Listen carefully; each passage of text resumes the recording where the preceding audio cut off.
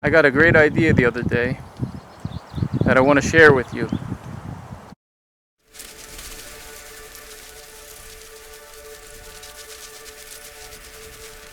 Hold on a second. Before we go any further, please subscribe, like, and comment. We need your subscription to help support this project.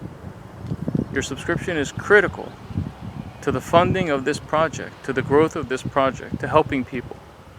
So, before we get on with this video, please subscribe to the channel and share this video with your Facebook friends, your news feed, your stories, and wherever else you communicate on social. Thank you. Now let's get on with the video.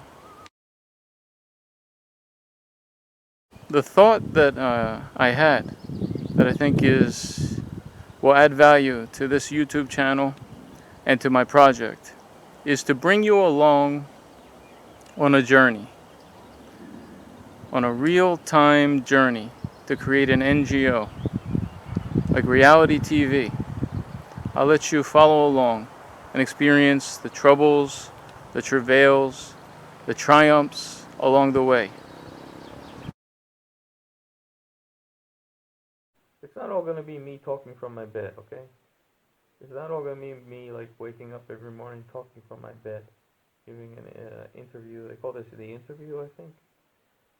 I forget what they call this on The Bachelor.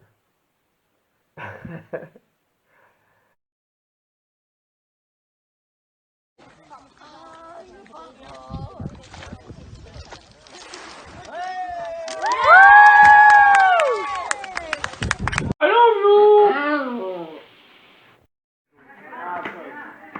Bravo, Pablo! We have started our pilgrimage to Aya Markella. Hello, beautiful butterflies. Today I want to talk to you about the butterfly effect experiment and what it's about. It's about, let's see if we can change the world like a little butterfly with small acts of kindness that might grow exponentially and spread goodwill and kindness throughout the world.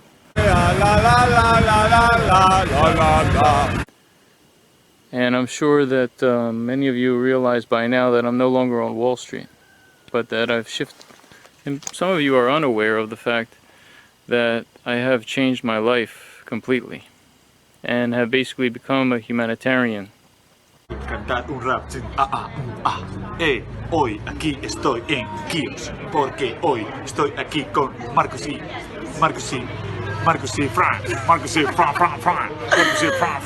It's always been about human beings, about people, about men and women who need help or are desperate for help. It didn't start here in Greece, and my project is not going to be dedicated to any one specific group. Practically, it started in New York after Wall Street, and after my eyes were open and I fell in intimately into this world of impoverished people, deeply impoverished people, and I started to really notice homeless people. It started basically in New York, dealing with the homeless in New York City after whistleblowing at my company, and led to serving at soup kitchens and sourcing bread from bakeries and supplying 3 kitchens and individually delivering bread to the homeless at night with Marley for many, many years. It led to when I arrived in Hios, I quickly looked for something to do, and there wasn't far to look for that because of the refugee crisis here. And by the way, give me some credit for volunteering for asylum seekers and refugees, because let me tell you, on 9/11, that's not necessarily how I felt.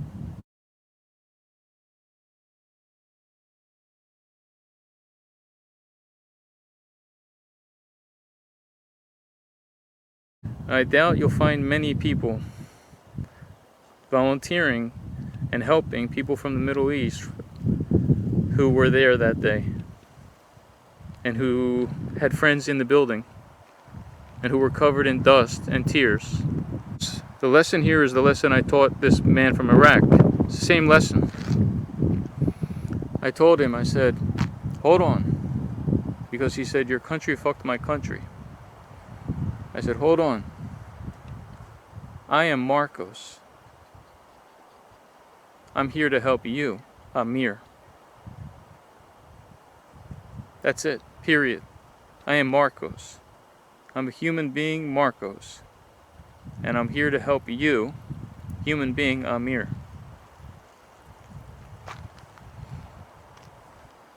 I hope and I believe that, like the butterfly effect implies, that interaction changed his opinion of Americans, of human beings, etc. And maybe led him to think about things differently. I think that a good deed, somebody commits a good deed in another man's life, a complete stranger's life, that will affect that man. It will affect how he thinks about other humans. He won't think the world is evil. He won't think people are bad. He'll have hope. It'll give him hope in mankind. And could lead him to commit a good deed. مارکوس یکی از دوستای خوب و صمیمی من هست. Marcos is a good friend to me. و من توی اون مدرسه از مارکوس زبان یاد گرفتم، باغبانی یاد گرفتم. I learned some English from him at the language school, and I also learned gardening from him. و حتی زمانی که الان من به فرانسه اومدم هنوز با هم در تماسیم و دوستی صمیمی با هم دیگه داریم. Even when I arrived in France, which I am here now, we've been keeping in touch because we're good friends. Marcos is not only my teacher, he is my friend and my brother. He helped me a lot at the difficult time in my life when I was in the camp. I don't have words to explain him. And then there's one more reason why, one very important reason why I felt an obligation to help. And that is because of the fact that my father,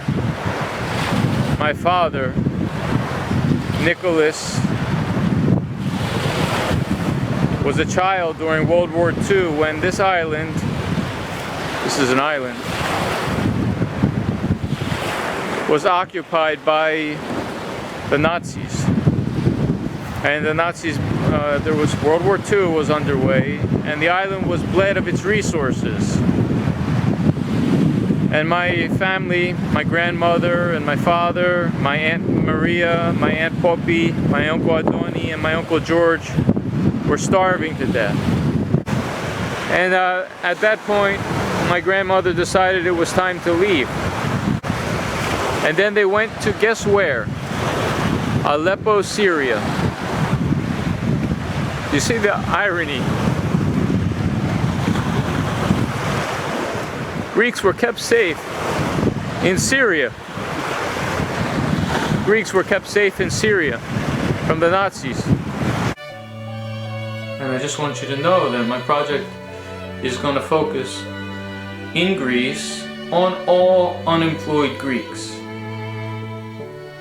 And that will include some migrants with legal work status.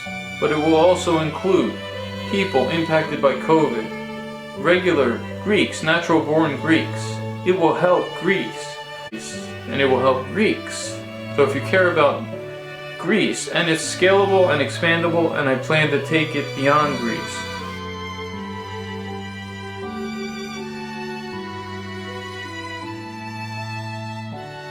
My hope is that it will help to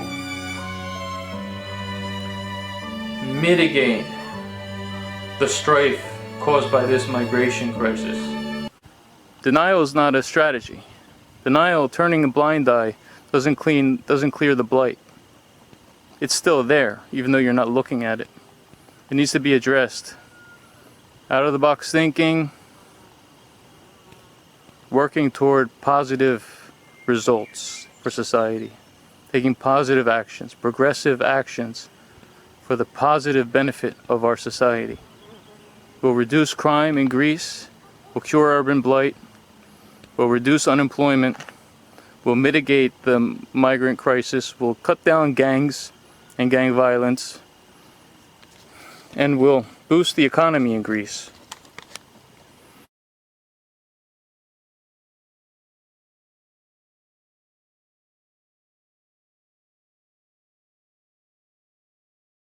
Nobody born to be refugees. Nobody chose to be refugees. But the situation makes us like that. It will help the countries that receive these people, and it will help the countries that these people are coming from so that they won't have to leave. They'll have work at home. They won't have to leave. My hope is that to help make their countries places they want to stay. But it's not limited to them. And initially, it was planned to serve homeless, hard to employ people who are really hard to employ, and including ex-convicts to help break the cycle of incarceration, drug addicts, people who people don't want to give a job, to give these people a second chance at life.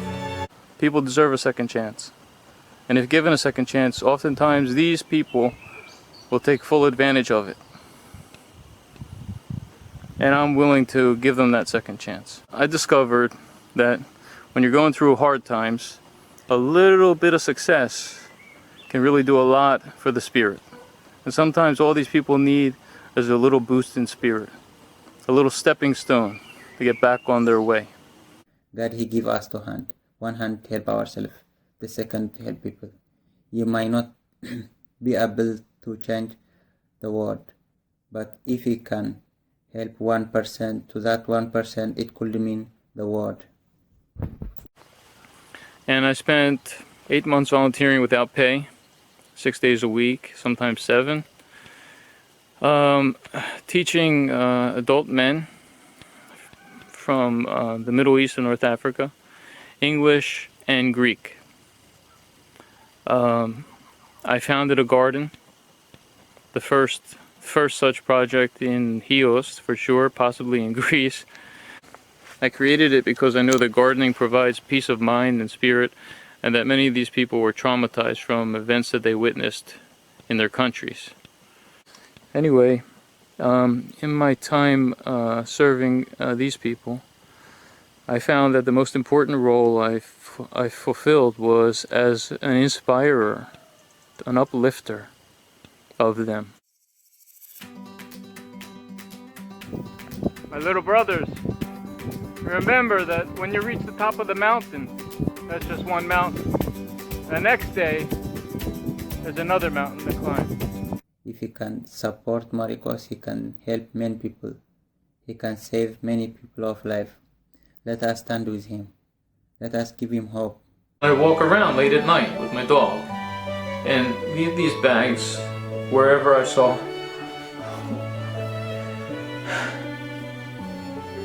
Wherever I saw homeless people. And so I did this for years and kept it secret. And now I'm telling you. And the reason I'm telling you is because I haven't told you. And now pretty soon I'm going to be asking you for money. Because I want to create an organization. And some people don't know anything about what I've been doing.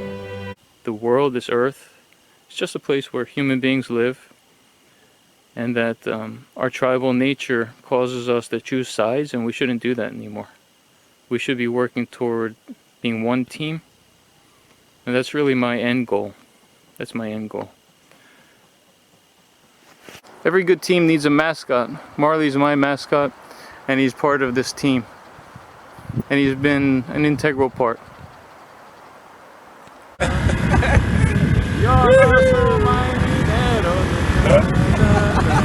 I should be looking where I'm driving. No, you know the way. This thing coming down, and it kept coming down, and it came down, and it came down closer and closer, and it landed on my chest. And it sat on my chest, and it was was a butterfly.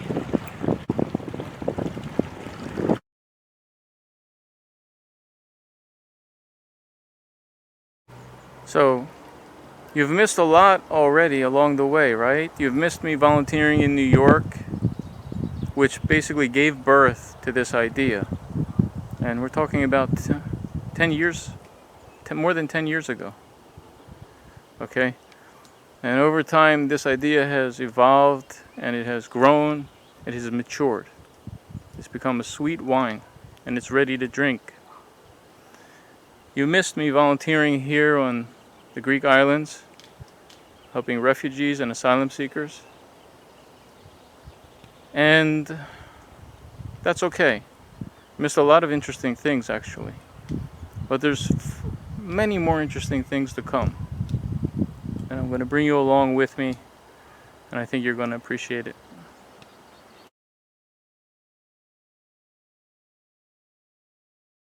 I believe that what I'm going to be presenting you over the next several weeks, you're going to find very interesting. So mark this as episode 1, introduction. No, let's call it pre-episode 1. Introduction to my NGO reality show.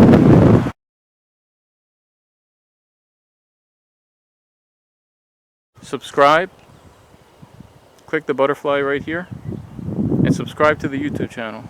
Because interesting, very interesting content is on its way. Stuff that you're going to want to see.